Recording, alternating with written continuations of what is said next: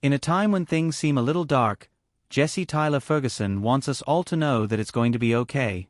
The Tony Award-winning actor, 48, produced the new short documentary film It's Okay, which follows two young brothers and their mom as they attend their first drag story hour in North Carolina. Ferguson tells people that this particular cultural moment is poignant for him for the film as the country gets ready to head into the next election and for himself as a dad.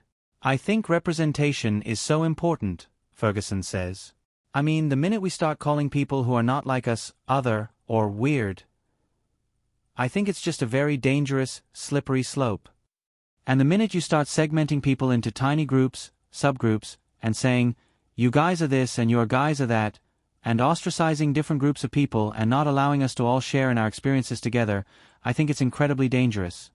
And I grew up feeling very outside, being a closeted gay kid in Albuquerque, New Mexico, and not seeing people who were like me or representing the type of life that I wanted to have, whether it be on television or just in my everyday life," he continues.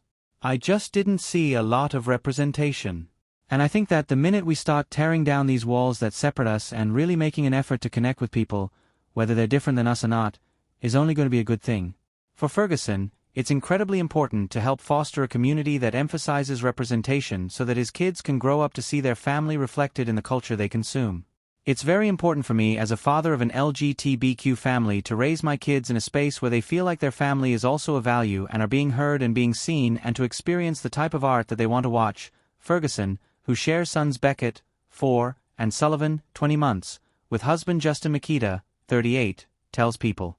Although his kids have yet to attend a drag story hour, Ferguson says that Beckett is fascinated by drag queens. He sees them as fascinating creatures almost like fairies and dragons and wizards in the same way that he looks at storybook characters, the dad of two says, sharing that his boys particularly love the book, "The hips on the drag queen go swish, swish swish."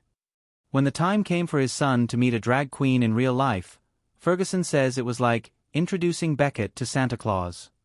Ferguson and his son were in New York City and while walking home from dinner, they passed Nina West, a drag queen from RuPaul's Drag Race, on a red carpet for a fundraiser.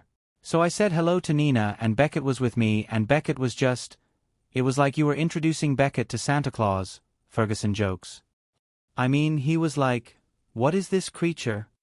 And the only question he had for Nina was, why are you hands so big? I love taking him to theater.